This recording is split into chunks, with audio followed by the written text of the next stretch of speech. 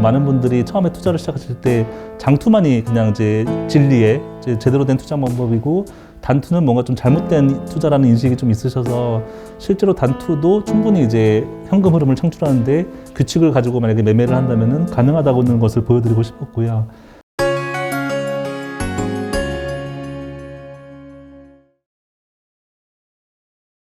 이 레버리지 ETF나 고버스 ETF를 보게 되면은 횡보장에서는 사서 그냥 홀드하는 것만으로도 전체적인 손실이 누적되는 이런 변동성 잠식 현상이 나타나기 때문에 매우 위험하다라고 이제 지적을 하는데요.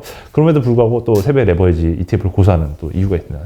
네, 실제로 이제 변동성 잠식이 세배 레버리지가 더 불리한 부분인 거는 맞고요. 근데 이제 또 잘못 알고 계시는 분들이 이제 변동성 잠식이라는 그 현상이 세배 레버리지만 있는 걸로 아시는 분도 계세요. 그래서 실제로는 그냥 개별 주식도 전부 다 이제 만약에 횡보장에서는 어느 정도는 이제 변동성 잠식이 이루어지는 거는 사실이거든요.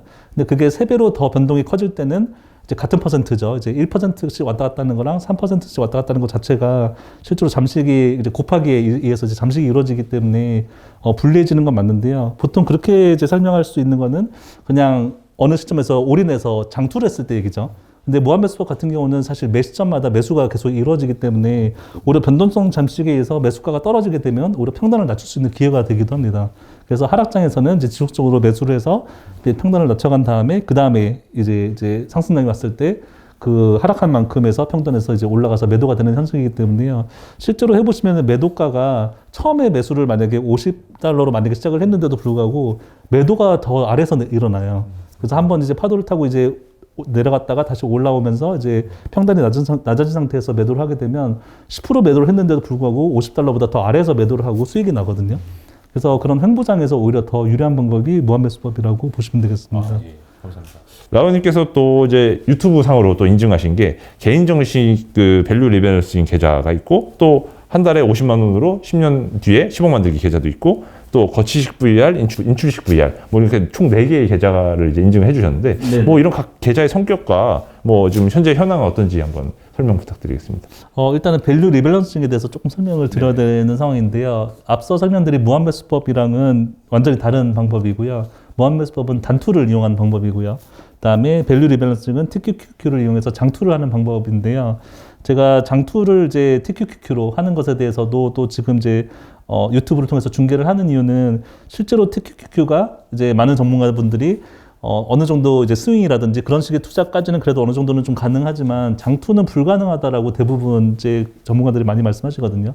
근데 실제로 이제 TQQQ는 물론 이제 한 시점에 올인해서 정말로 이제 현금에 대한 그런 보유량이라든지 해지가 없이 이제 쭉 가져가는 건 조금 위험할 수도 있다는 건 저도 동의를 하고요. 그런데 반대로 이제 TQQQ를 어느 정도 현금이랑 같이 이제 리밸런싱을 하면서 보유를 하는 거는 충분히 가능하다라고 생각을 하기 때문에 지금 이제 리밸런싱을 하는 방법을 알려드리는 것 중에 하나가 이제 밸류 리밸런싱이라고 하는 방법을 제가 사용을 하고 있는데요. 그래서 기반은 사실 이제 원래 이제 미국에 있는 어떤 이제 논문의 책에서 나온 밸류 에버리징이라는 기반을 통해서 다시 개발을 하게 된 방법이고요. 지금 제가 사용하는 방법은 이제 예수금 풀이라고 사용하는 이제 예수금 부분이 따로 있고 평가금이라고 하는 TQQQ가 따로 있습니다. 그래서 풀이 있기 때문에 여기서부터 어떤 기준에 의해서 TQQQ가 하락했을 때 매수금을 이용해서 TQQQ를 하방에서 다시 사거나 또는 TQQQ가 만약에 너무 이제 과열이 됐을 때는 어느 정도 TQQ를 조금을 덜어내서 다시 풀로 이제 예수금 쪽이죠. 예수금 쪽으로 덜어내거나 하는 방식으로 장투를 이어가는 방법을 실제로 제가 그래프로 이제 보여드리고 있는 게 유튜브에 있거든요. 그래서 이제 그런 식으로 하는 장투를 하는 방법이죠. 그래서 단투 같은 경우는 이제 무한매수법은 이제 40회로 쪼개서 이제 반드시 매도를 하는 게 목표지만은 장투는 이제 말 그대로 장투의 성격대로 지금 이제 유튜브에서 중계하고 있는 것은 이제 10년 동안에 월 50만 원 수준으로 10억 만들기를 이제 프로젝트를 진행을 하고 있고요.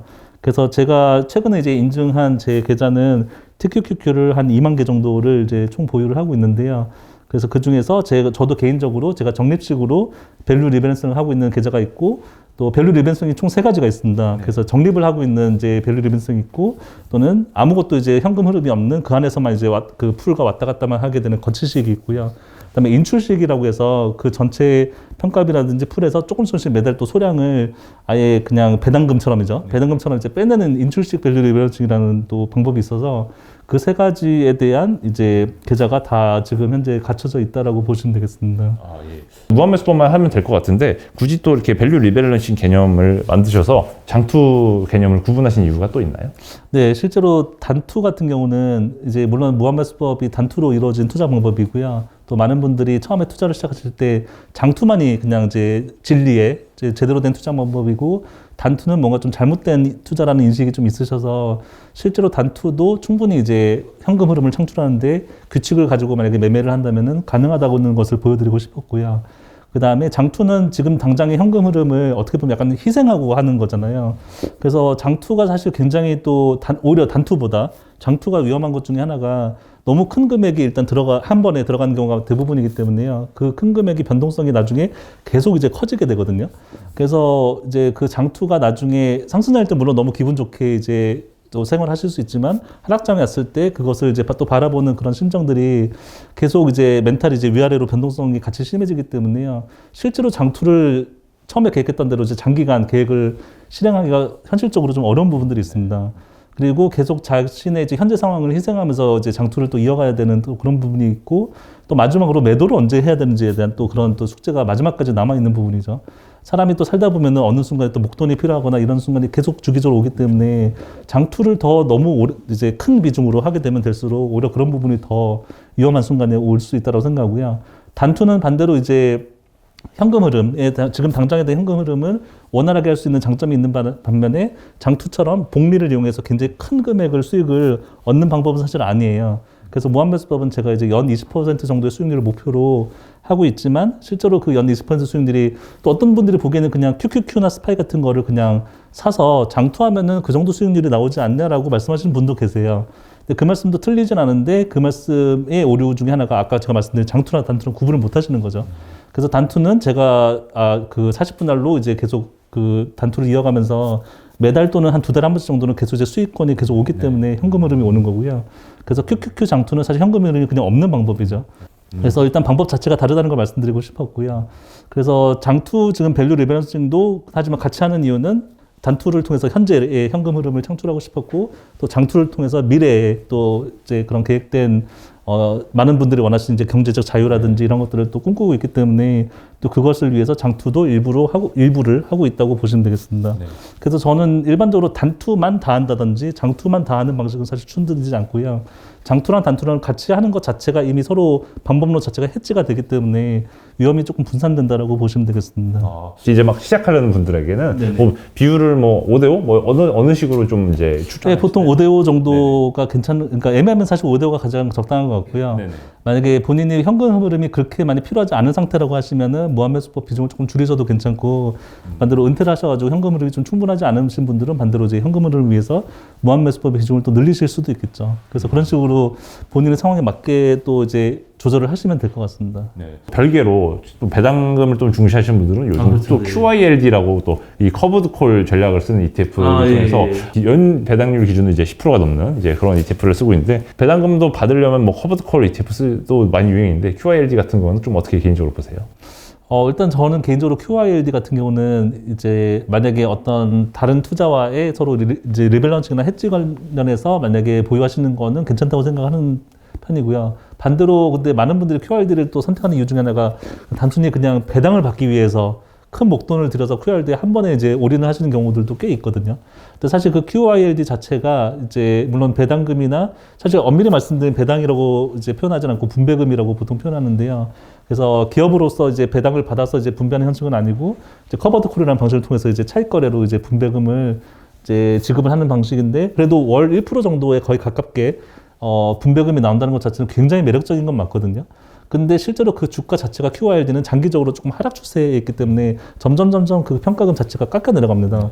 그래서 처음에는 이제 월 1%를 받았는데 그거를 이제 계속 유지하게 되면은 점점 사실 그 월 1%의 가격 자체가 낮아지게 되는 결과가 되고 또 QYLD를 또 조금 옹호하시는 분들이 그럼 이제 수익금을 재투자를 하면은 괜찮다라고 하시는데요. 그럼 수익금을 재투자를 할 거면 사실 배당금을 받을 의미가 없는 거거든요. 또 반대로요. 그래서 그렇게 생각하면 저는 이제 고배당주라고 보통 부르는 그런 류의 이제 원금 자체가 깎여 내려가는 고배당주는 사실 추천드리지는 못할 것 같고요. 그래도 배당이 지금 당장은 조금은 이제 덜 하더라도 배당 자체가 성장할 수 있는 구조로 굳이 배당주를 만약에 선택하신다면요. 그런 쪽의 배당주를 선택하시는 걸 추천드리겠습니다.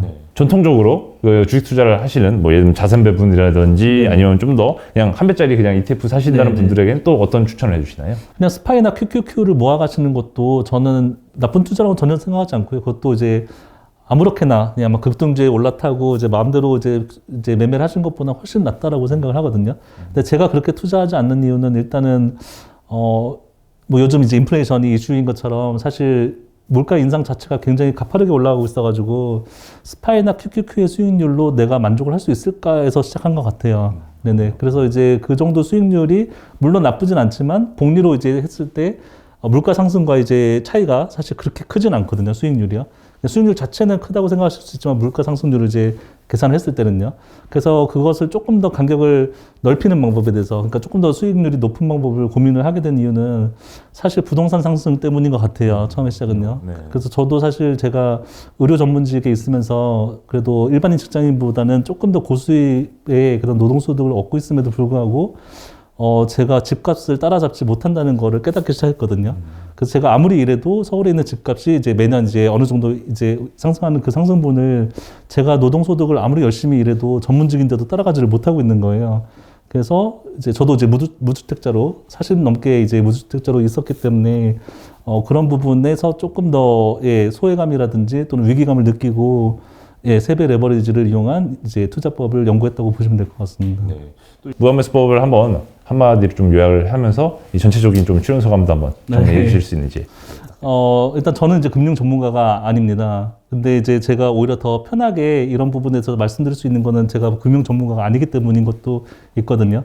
그래서 제가 매수점이나 매도점을 사실 어떻게 보면 소수점으로 둘째 자리까지 정해서 하는 매수법이기 때문에 지금 무한매수법도 또 밸류 리밸런싱도 둘 다 장투법, 단투법 전부 다 가격이 사실 정확하게 정해져 있어요. 그래서 매수점, 매도점을 일단은 찍었다는 것 자체가 아마도 다른 분들이 보시기에는 제도권에 계신 분들에게선 보지 못한 장면들일 것 같아요.